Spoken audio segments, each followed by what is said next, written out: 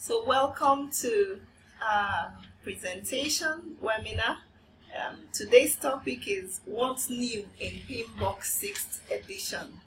PMBOK stands for Project Management Body of Knowledge, and I'm here presenting today with my colleague Uloma Jacob. Okay, so we'll do more introductions as we head on.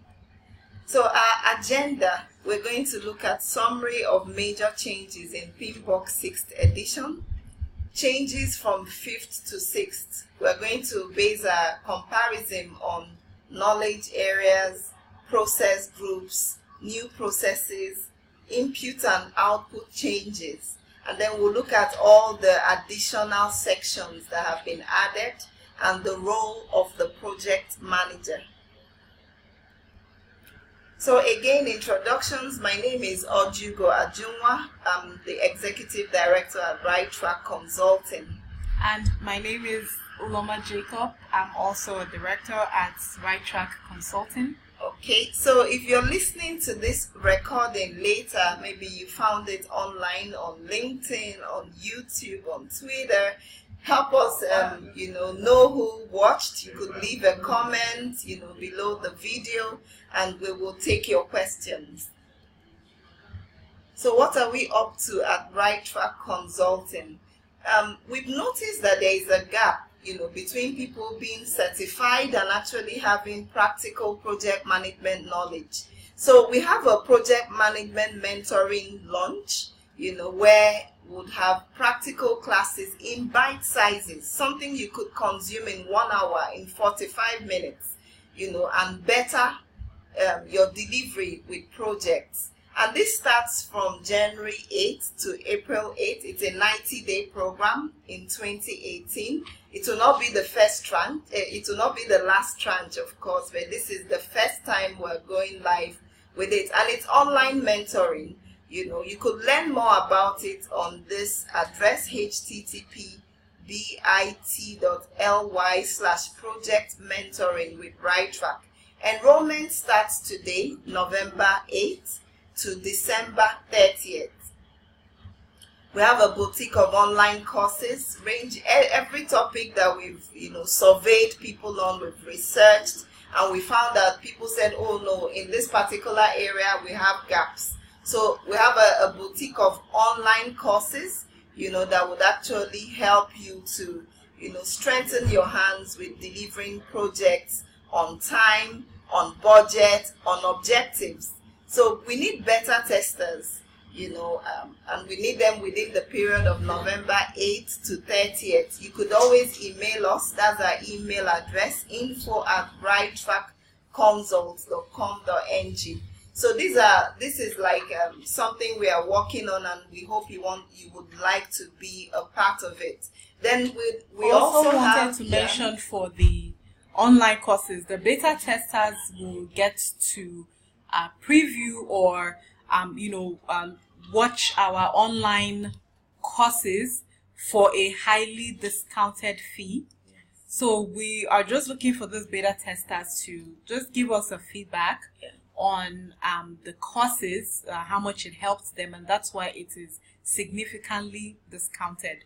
So if you respond, send us an email and let us know that you are interested. We will get back to you and we'll open up the portal for you to preview the courses, to look through them, listen to them, and see if you have any feedback for us, and like also reviews. Give us other topics that we can add to it. Exactly. And then we just need 20 beta testers, for this particular period, so that they could just, quickly come on live and take a look at the courses, give us their reviews, and we'll take it up from there. Then we also have on-site training, online training, and other open project management training programs that, could be accessible to you or your team members. We also do virtual project management for your projects. In case you don't have the experts at your site, you could always outsource, that bit of your work to us. And then again, we provide project advisory services amongst other things that we do. So those are the things we are up to at Right Track Consulting. I think you could find our email address and chat with us, maybe after this particular video has gone up. Again, the PMBOK 6th edition, it was released September 6th, 2017. Updates are usually made every 4 years. That means the next update would come maybe summer of 2021. So it's usually every 4 years, just like the Olympics. Yeah. So why do they update the PMBOK, the Project Management Body of Knowledge? They update it because, times are changing. Times are changing so fast. In fact, every industry has one change or the other. And you want to make sure that, the framework for managing projects across different industries matches with these changes that we see happening all the time. And also PMI is trying to loosen their, their control on how projects are managed, in terms of not trying to dictate that all projects have to follow a specific approach. And so just giving that flexibility to tailor your projects and you'll still be able to get project success and still meet your standards. All right, so let's go on. Basically, we're also working on the updates to our training documents going forward from 2018. But guess what? If you're writing your exam from now till March 25th, 2018, you could still use the PMBOK 5th edition. Yes. Do not become confused. You could still use that till the 25th of March 2018. But once it is March 26th, 2018, the exam switches to the 6th edition. So that means the questions will change, definitely. But I think it's still 200 questions. Yes. In 4 hours. That will not change. But of course, the content of the exam will change to match the new edition.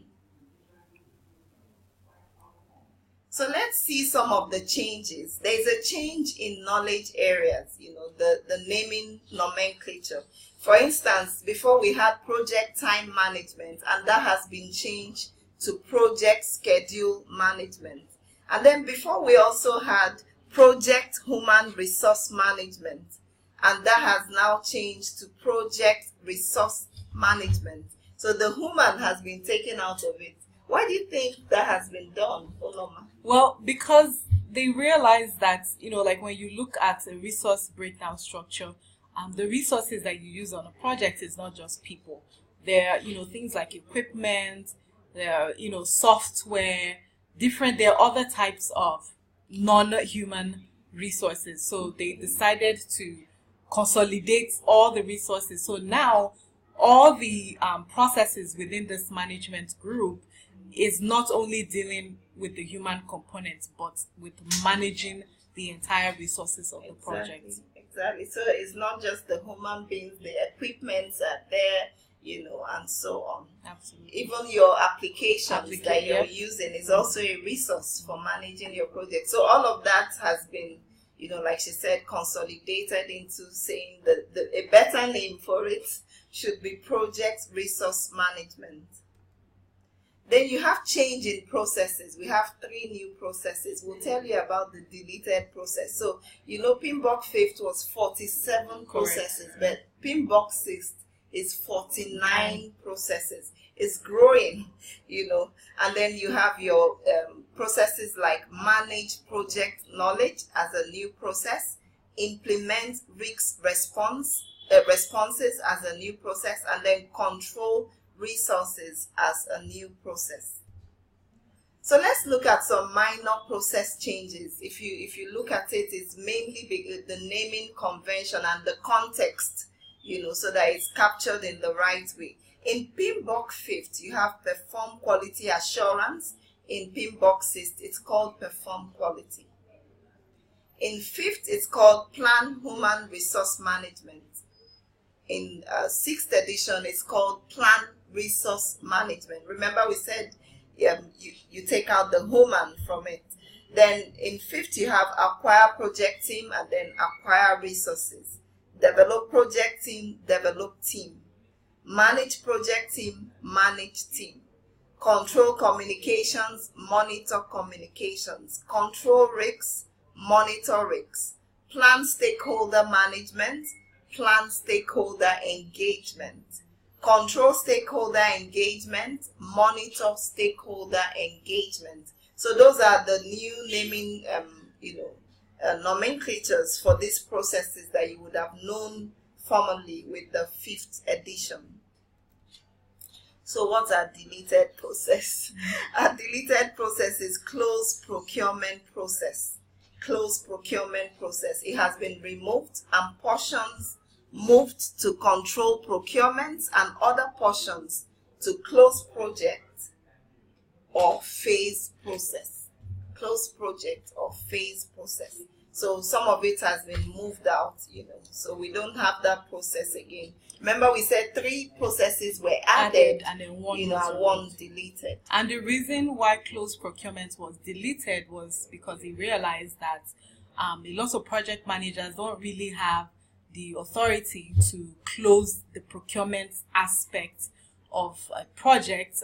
Most organizations have a procurement team that handles the closing of procurement in terms of things like invoices, making sure like the last invoices have been paid, or that the contract is completed. The contract has ended. That's typically taken care of by the procurement team. But then there are other aspects of closing procurement that the project manager does, and that has been moved to the closed project phase. So things like making sure that the work has been completed by the vendor. The project manager still has to do that, making sure that work has been completed and accepted, making sure that the vendor has met all their milestones that they were supposed to meet. So those are some of the work that they need to do. Well, claims will be handled by the procurement team, so that's not within the project. That's not within the project manager's domain.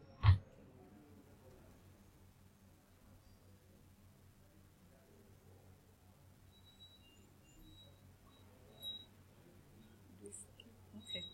All right. So there are some notations that are now included in the PMBOK guide. So as we said, there are about 49 processes at the moment, and now PMBOK is now adding a notation to each process to clearly define which of them is ongoing or non-ongoing. So usually processes fall into one or three categories. There are processes that are used once, or they are used at only predefined points in the project. For example, develop project charter is a process that is done once in the project or at the beginning of a phase. So you would have that notation on it. Then there are also processes that are performed periodically as needed. So things like conducting any monitoring and control type of work is usually done periodically, meaning after certain work has been done, then you go and look at it and make sure like managing quality, making sure that quality requirements are being met and things like that. Conducting, audits, those are done periodically. So you have that notation. And then there are processes that are performed continuously, like, managing and directing the project work. That is something that is done throughout, the project. The project manager would always be engaged in that work. And so that is, so it would have that notation on it.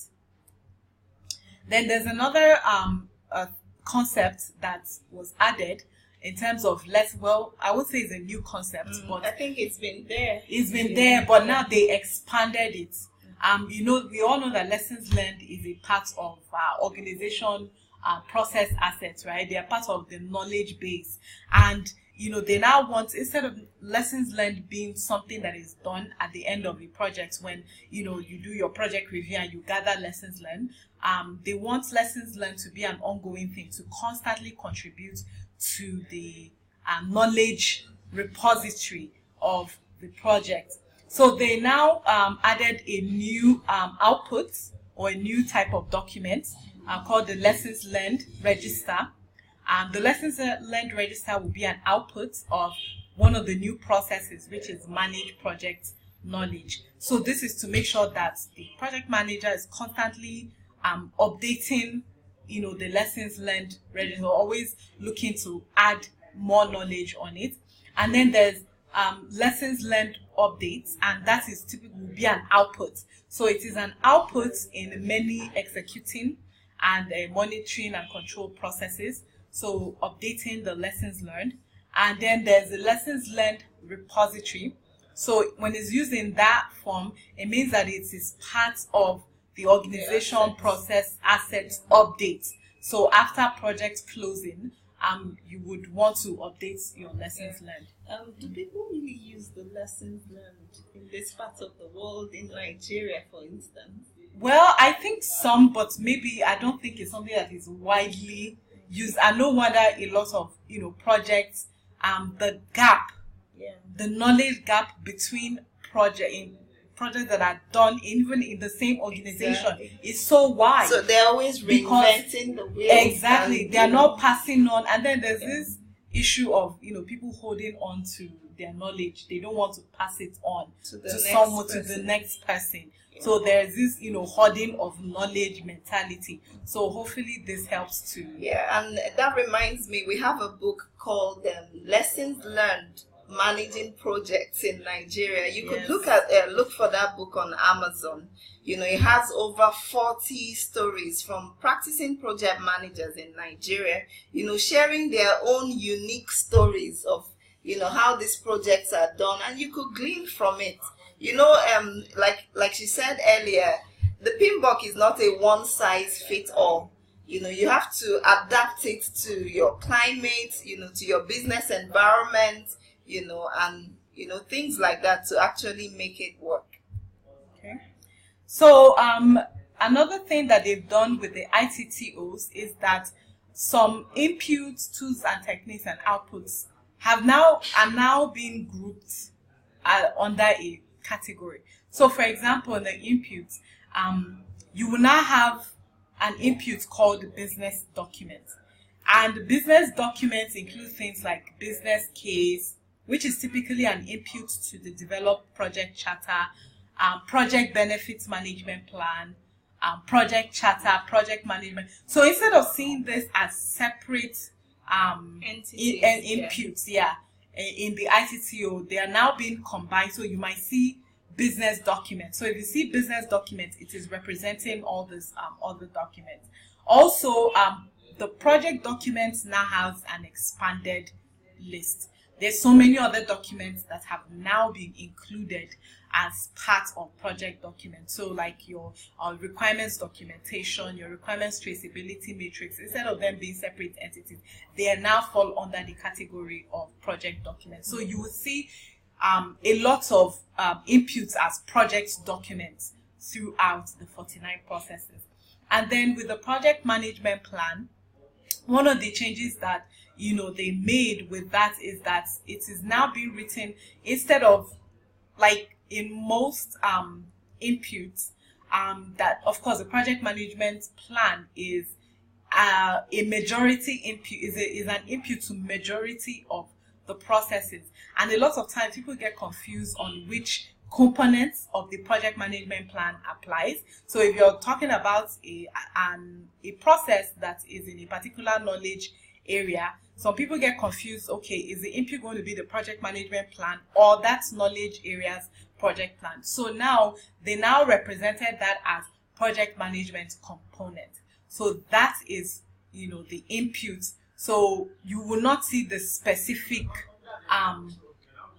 like scope management plan or schedule management plan. It is now, everything is now being represented under the umbrella of project management plan. Okay. Tools and technique was one that got a complete overhaul. A makeover. A complete makeover with the categories for it. For example, the first category is called data gathering, and that is previously all the techniques that were used for facilitation. So all the facilitation techniques in PMBOK, 5th edition, like conducting interviews, focus groups, and what were those other facilitation techniques that were used? Demos, things like all those things that were used before. This is, probably used really in the collecting requirements, group creativity. Exactly. So all those ones are now fall under the umbrella of data gathering. And then there's data analysis. Data analysis is another grouping, and it contains all the analysis work of data. So whether you're doing alternatives analysis, end value analysis, cost benefit analysis, variance analysis, trend analysis, all of that now fall under the umbrella of data analysis. And then there's another category, decision making. So all your tools and techniques that were previously parts of decision making, like the Delphi technique, voting, using decision trees, anything that is used to make decisions, all those tools and techniques now fall under decision making. And then communication is another tool and technique. So now they've separated it. There's communication and communications. So communication only talks about between two people, so exchange of information between two people, whereas communications has to talk about the ways in which you send out, so which technology or the mode that you're using to send that information. And then there's interpersonal and team skills. So all our conflict management skills, if you remember them. Yes, there was collaboration, compromise, all there of that. Was avoiding. So all of that now falls under smoothing. Smoothing. They all fall under interpersonal and team skills. So things like active listening, networking. Obviously, this one is used a lot in the resource and communication management knowledge area, and even stakeholder management as well. So that's one. So, and then there's communication skills. Is another group, and so examples will be things like your verbal, non-verbal communication, doing presentations, feedback, facilitation. That is your communication. And then the final one is data representation, and data representation is how data is put together either in a grid, or in a matrix kind of thing. So, like example, the stakeholder engagement assessment matrix will fall under this category. On your power influence grid, it will fall under data representation category. Even your mind mapping. Yes, mind mapping as well. Exactly. Yeah. Okay. So, before presenting each knowledge area, they also added about 3 sessions just to give an introduction, or to give a caveat, I guess, on how this knowledge area can be applied. Okay, so the first section you would see is project management trends and emerging practices. So this is where they talk about the best practices, how you can use this knowledge area and apply it to most projects. So the best way of applying that particular knowledge area.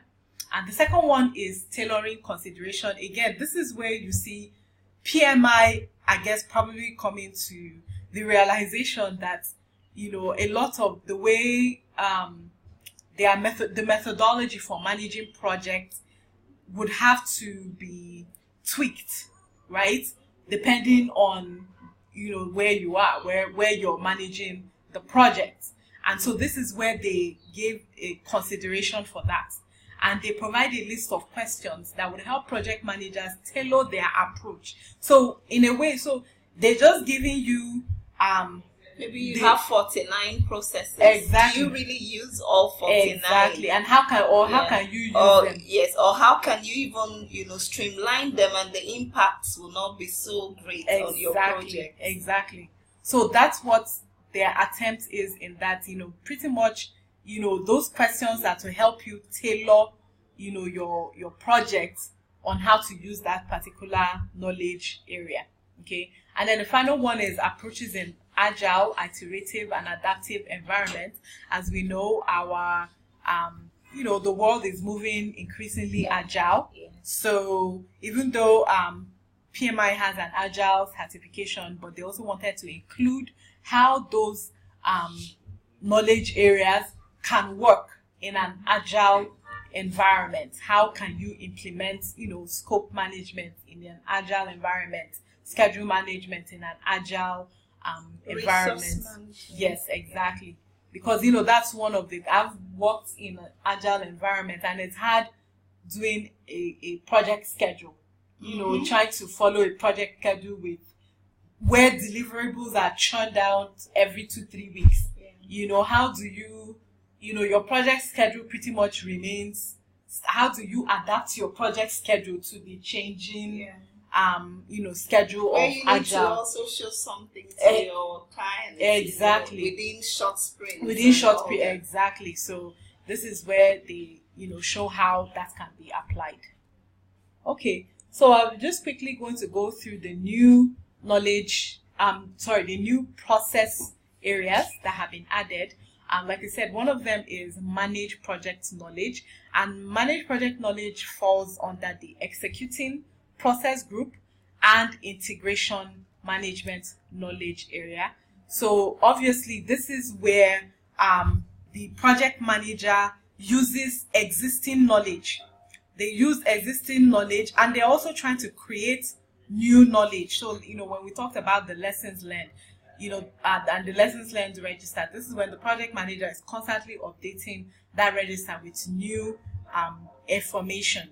So the inputs for this process is the project management plan, your project documents, which would most likely be the lessons learned register, deliverables, your enterprise environmental factors, and organization process assets. Obviously, your organization process, those are your policies, and also your historical information that you can glean some knowledge from.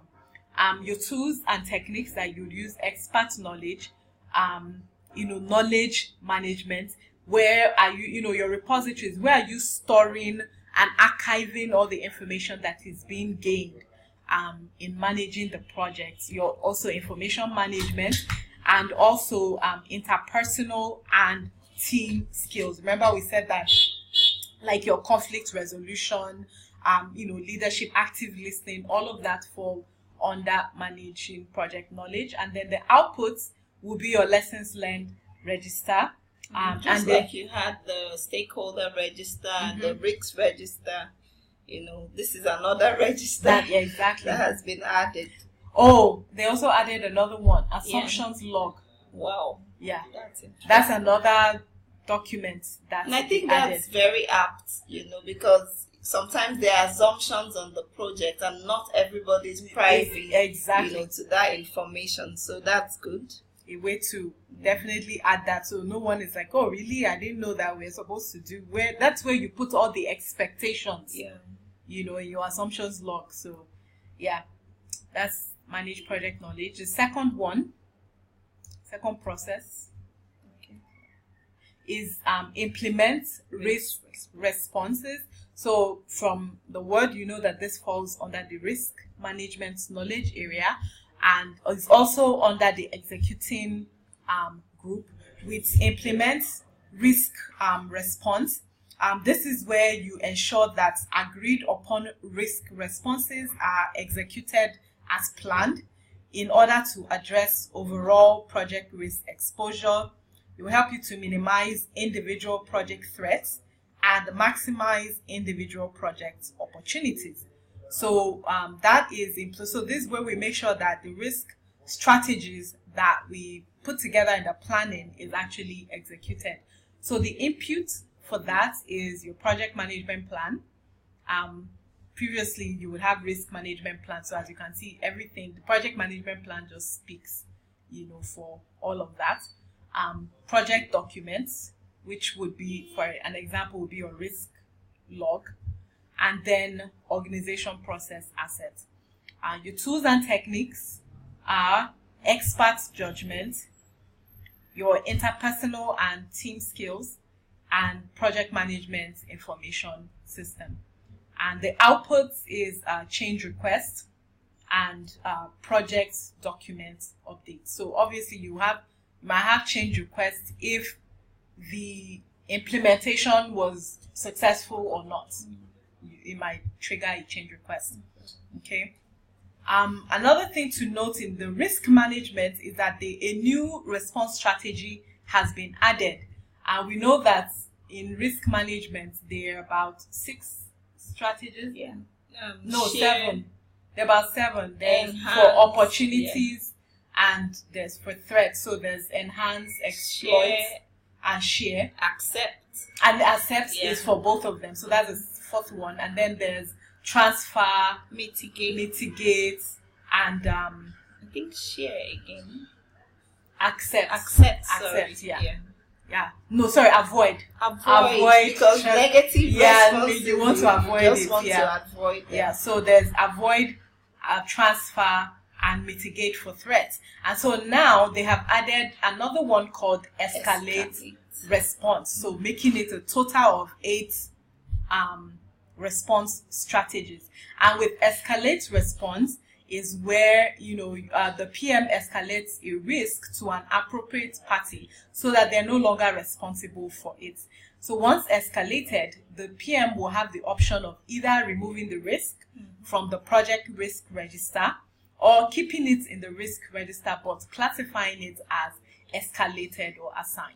So this is a response where, the project manager within the team, the project manager of the team is no longer responsible for that because particular it's risk. out of their control. Out of them, exactly. Okay. All right. So the third process is control risk, and control resources. Control resources is under the resource management knowledge area and monitoring and control process group. And so this is where you ensure that all the resources assigned for the project and allocated to the project are available as planned, as well as monitoring the plan versus actual utilization of those resources and taking corrective actions where necessary. So we need to make sure that if we plan for X number of resources, that the project end up utilizing those resources. And if they don't, why? What happened? Okay. So the input for this process is the project management, project document, your work performance data. So obviously, as people are working, if a particular time needed 2 resources and only 1 resources, that is data right there to show you that there's a discrepancy. Agreements would also show you how many resources ought to work on the project. So if you have vendors, if you've outsourced some work, that gives you a clue as to how many resources that are supposed to be working on the project. And some techniques that you would use, your data analysis. We already, talked about that. That's the grouping that has all your analysis. Definitely use root causes, exactly. Another technique you can use is your problem solving technique, or your interpersonal and team skills. This is vendors or the organization to find out why there's a discrepancy between the resources that are now being assigned, especially if you work in a matrix organization. You will need to do that a lot with a functional manager, right? Because they're the ones that provide resources for your project. So this is where you would definitely need your interpersonal and team skills in approaching those functional managers. And then your PMIS, your project management information system. And your outputs will be change requests. We know change requests are typically outputs of most monitoring and control process. Your work performance, any updates to your project documents and the project management plan. So that's, the last process. And then finally, a new chapter was dedicated to the role of a project manager. And that is the chapter 3 in PMBOK. And so this is where many aspects of the project manager's role is specifically mapped to the PMI talent triangle. The PMI talent triangle focuses on 3 key skill sets needed by the project manager. They are technical project management, leadership, and strategic and business management. So the skills that are needed in technical project management are just, skills of the knowledge area, skills of how, a project supposed to be managed according to. So a project manager needs to show some competency, project management, in order to execute projects. They have to be able to focus on critical project management elements. They need to be able to tailor both traditional and agile tools. That's where, they probably have to use those considerations to tailor their approach for managing projects, in making sure that, the projects, they deliver value and they are very important. And leadership skills, the ability for a project manager to guide the team, to motivate them, to direct them, to point them in the right direction, to making and interpeals is very important. And finally, the strategic and business management skills involve the ability to just see the high-level overview of the organization. Exactly, just like a CEO would exactly think, the project manager has to think like absolutely. That as well. Exactly, that's a good point, because CEO does not see the workout and function. So having that particular skill helps. A project manager needs to know if his project has dependencies on other projects. How would you manage that? How would you work with other project teams to achieve the strategic objectives of the organization? So that's it. Mm-hmm. If you have any questions on this, again, we just gave you a quick run through of the changes. Obviously, if you want to see the details of the book on PMI's website, on Amazon, or wherever site, just to see the details of all the changes to all the ITTOs in the management areas, and just a new section, just to see them in details. And we're here also as your mentors.